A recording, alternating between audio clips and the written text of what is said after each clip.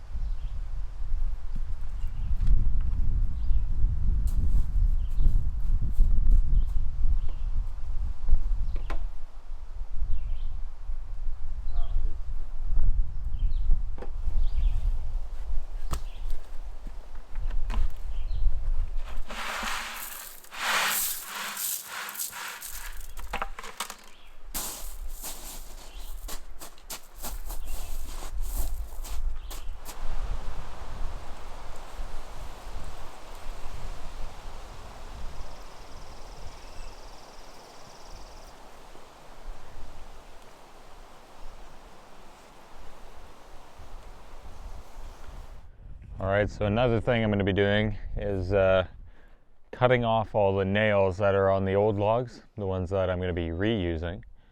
As you guys saw in some of the earlier videos, I'm not exactly sure why. I don't know if they were using nails as a sort of a hanging rack for tanning hides or something, but the entire outside was just covered in nails, and the inside as well.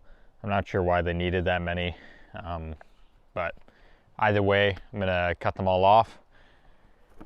I would pull them out, but they're pretty big nails, and I don't want to run the risk of, you know, like chipping wood and, you know, the whole headache that comes with that. So I think cutting them is definitely the best option.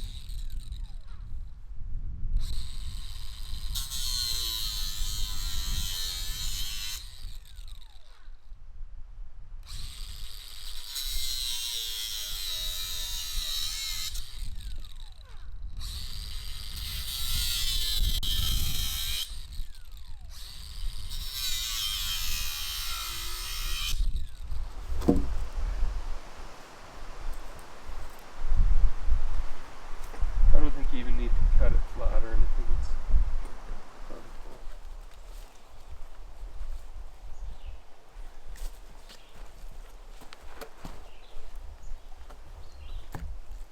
See, that one fits a lot better. nice.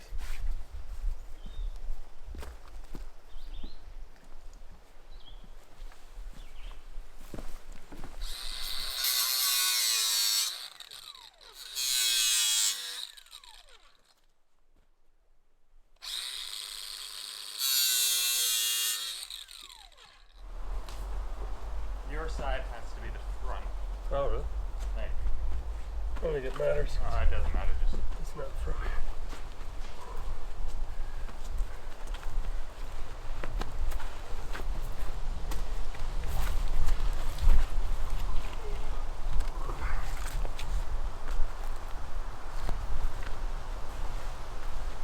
Ready? Four.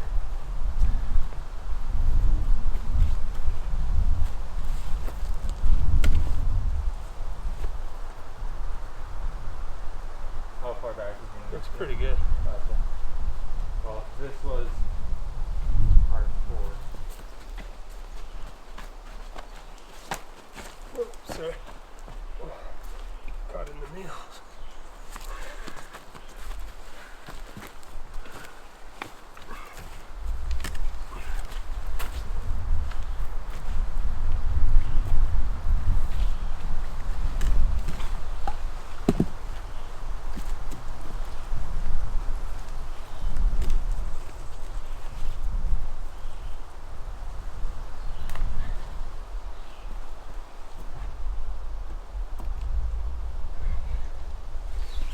Is this the backlog?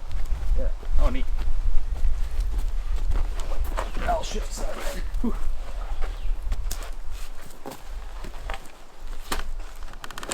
Go your way quite a bit. Well, This was actually meant for Yeah, lengthwise, right? It's a 14 footer. How long is the rear again? 11? Something like that. That's cool. fat side on the skinny log, the skinny side on the fat log. All right, guys, so if you remember a little while ago, we cut down this tree because it was sitting really close to our generator and battery room.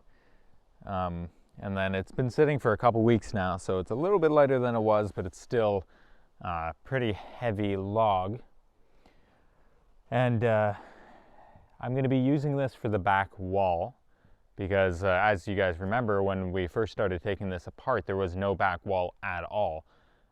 So I don't have any logs to start the foundation for the cabin with, unlike these two sides, since, I mean, there's no usable log on the right, or yeah, I guess if I'm facing this way is the right side, but when I marked the logs, that was the left side. So I ended up using R5 on this side and then just kind of layered it like that. And I originally thought that most of the logs would be more usable. As we took it apart, you guys noticed and I noticed that some of the logs were far too decomposed to use. So marking them was a good idea if they were a bit sturdier, but now it doesn't really matter. It's still kind of nice though, because at least with the side logs and the front logs, I can find which ones matched, even if they're not in their usual place, like R5 and FR5, and still set them on top of each other. So that's kind of nice. But as far as the back goes, with this log, I'm gonna measure it out and try my hand at notching in the same style that they did, which is basically carving a triangle and then the same on the other side and fitting it. But yeah, we'll have to see how that goes. I'm gonna watch a few videos and try and learn as much as I can before I actually go for it, but I think that'll be a lot of fun. And before I do that, actually, I forgot to mention, I'm going to just get the chainsaw and kind of run along some of these nubs where the branches used to sit to make this as smooth as possible, because even though with this style of chinking, it's not going to be a perfect fit like if you were doing some sort of Scandinavian scribe style, but I still would want as little like interference between the two logs as possible. But before I actually end up cutting that, we're gonna run a 3, 4, 5 on the whole thing and make sure that it's perfectly squared, because the worst thing would be is if I notch this, fit it together, just to find that this wall's a little in and the front's a little twisted, because once it's notched, it'd be a lot more difficult to fix. So as far as the front of the cabin goes, all of the logs were salvageable, which is great. So I don't have to worry about that. All of the shorter pieces go all the way up, and then the I believe I marked them FM1 through 3, all of those are good. So front wall main logs, meaning the ridge logs. And then we've got about 3 logs for this side, no logs for this side, and none for the back. So all of these will have to be sourced from the island, which, you know, shouldn't be too much trouble.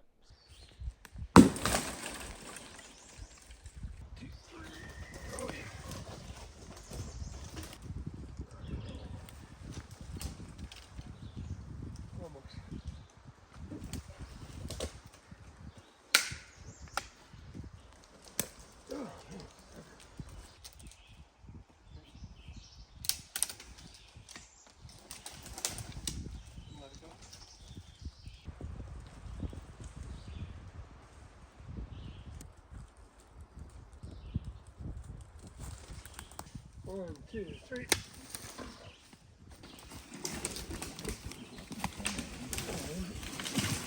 Coming. Just gotta break the end off it. Done deal. So here is one of the trees that we felled a little bit earlier. It took quite a bit of work to actually get down, since the area here is so heavily forested. We had to tie a rope and pull it from a whole bunch of different angles. But now that it's done and the tree's on the ground, I'm just going to cut up all the branches, and I should be able to get a 14-foot piece for the side walls, either the left or the right side of the cabin. And if we're lucky, maybe even the 11-foot piece for the back wall. But we'll see. It might get a little bit too thin near the top for the back wall. If that's the case, then we'll keep these for one of the roof logs, the top end. I threw on my jacket because it got a little bit chilly. It's weird that it's very bright and sunny, but you know, you need a jacket. but apparently my sister Caroline just sent me a weather report saying that we might even be getting frost pretty soon up here, which is not very normal. So if that's the case, then we'll have to cover the garden beds with a tarp or something. And if that does happen, hopefully the crops will be fine. But yeah, it's pretty interesting weather.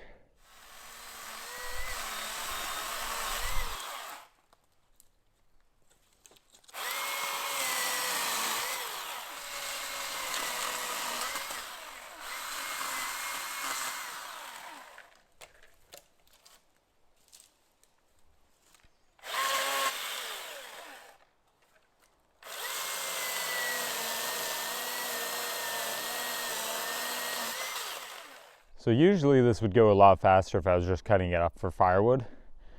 But since I'm using this as a building log, I'm just making sure that I'm cutting the branches as low as possible and trimming any of the bumps that need to be done here, just so I don't have to do it later, because you want it to be as straight as possible with all these knobs sticking off of the log. But we're almost done.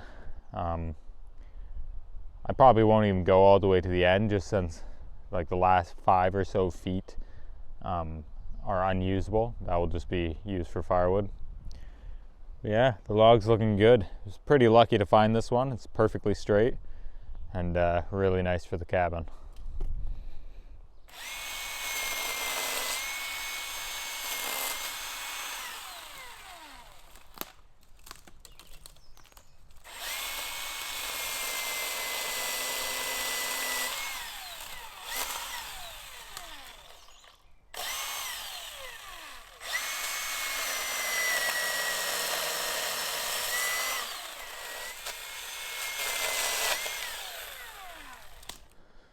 All right, so you need about 176 inches. It's a bit over 14 feet for the side logs.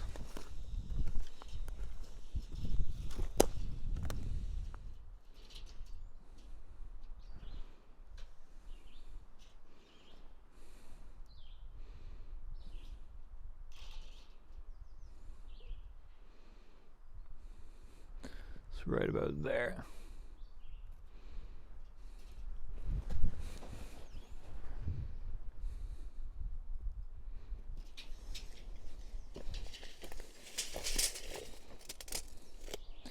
Maybe just beyond that, because I'll need to trim that end.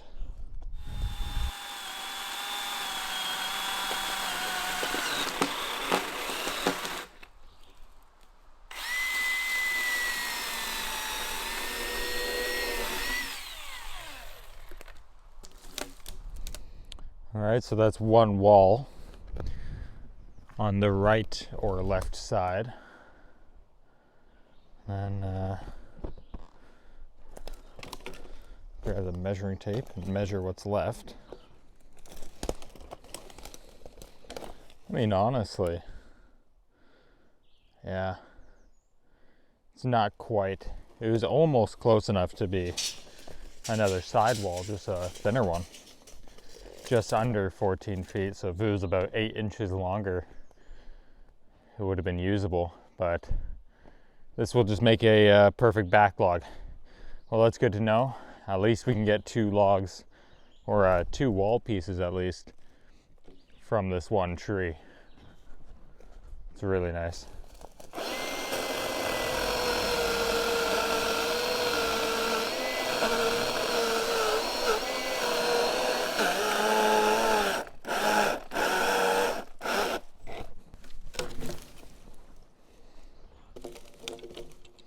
Beautiful logs, honestly. Like perfectly straight. Especially that first piece. Well, nice. I'll throw these up on some workhorses, and then we'll peel the bark off. And these are still beautiful wood. You know, this wouldn't have been dead for very long, so the wood is still perfectly solid and great for building. but since it lost some of the moisture, it will be a lot lighter. Still think I'll probably need a hand carrying these, maybe not this one, but definitely a lot lighter than those other logs that I brought over. Whoo, those were heavy. Well, I think I should be able to carry the back wall log by myself. It's pretty big, so we'll see. At least it's not too far to the building site from here. Through the woods, it's only about 100 feet, but unfortunately it's too dense to carry a log of this size, so I'll follow the trail, which is a couple 100 feet. Yeah, I mean, it's not bad. It's definitely not light, but it's not bad.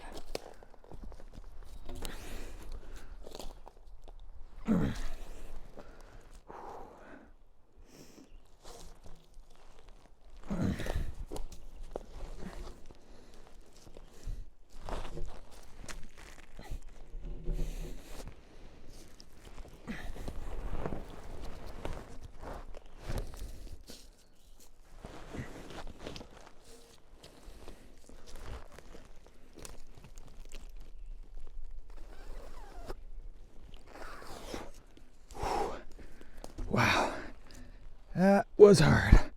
Okay, let's see if I can get turned around here.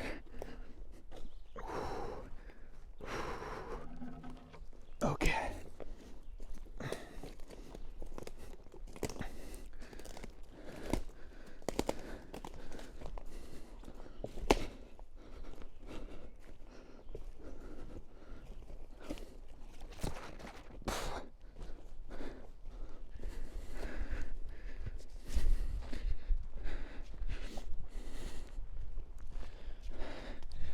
This thing is not light, I can tell you that.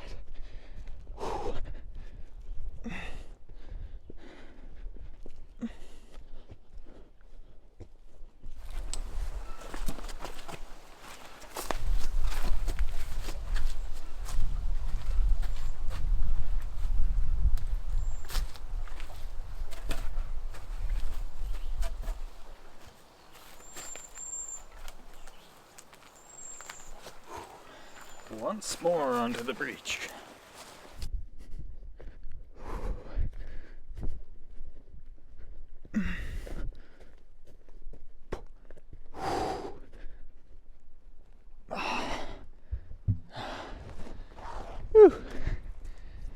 Wowza.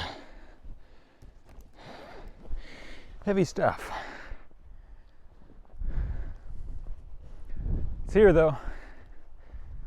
And now I can start peeling the bark off and prepping this log to become part of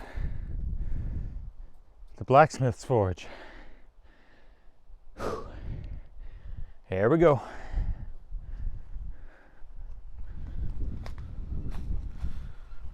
Alright, so I was trying to think of a way to keep this log from rolling too much, and sorry about the wind if it's pretty windy right now. The best thing I could think of is just putting 2 wood clamps on each side just to keep it from moving too much. We'll see if that kind of helps. Yeah, I mean, it doesn't need to be completely still, it just needs to not roll off.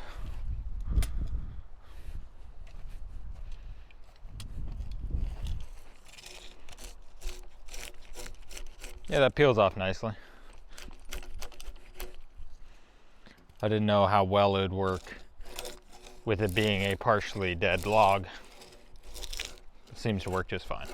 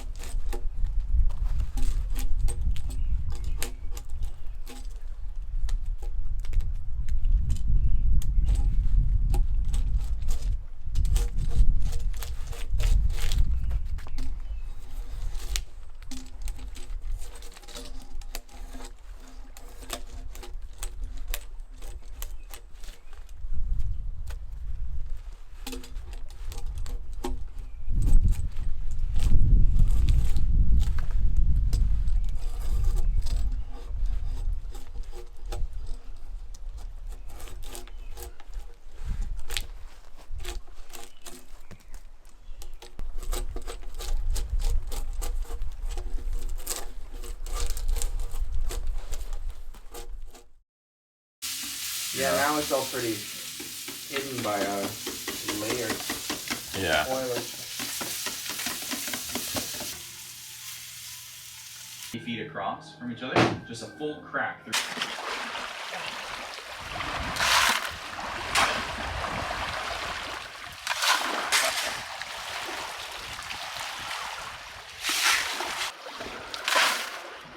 Get the depleter on video.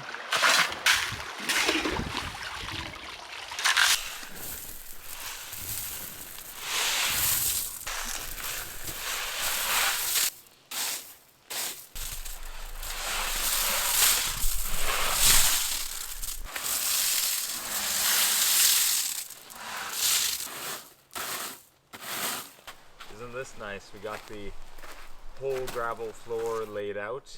I might get like an extra bucket or two soon just to like fill in a few little gaps, but for the most part it's fully covered and ready to go, which is really nice. This will need to dry out a little bit, but it should probably be just like that stuff by morning. I was able to get some help from my cousin Aaron, who happened to be in the area and just came up to visit me and Pete late last night, and we all just kind of went out and enjoyed some of the sunshine on the boat. And while we were out there, we were able to collect some of the gravel to finish up this floor. It's really nice. That kind of solidifies what I was talking about last time of you know, finally starting to be able to construct and build up, and I think it looks great. The more I'm walking on it, it starts packing down, and eventually it'll almost be like a concrete floor, which is really cool. Thank you for watching this week's video. I hope you enjoyed it, and we'll stay tuned for new videos coming out each week as we work on this project and many other ones here at the island, and eventually working towards, you know, getting my own piece of land and starting my own homestead where I can do all this but on a much greater scale, fully living, you know, self-reliant in the woods, building everything and learning all those skills along the way. So if you're interested in following along with my journey as I pursue that, then make sure to subscribe. And as always, a special thank you to those of you who have subscribed to my Patreon channel. Your support really means a lot, and it helps me to be able to keep doing what I love doing and bringing you guys these videos each week. And as always, I will see you guys next week.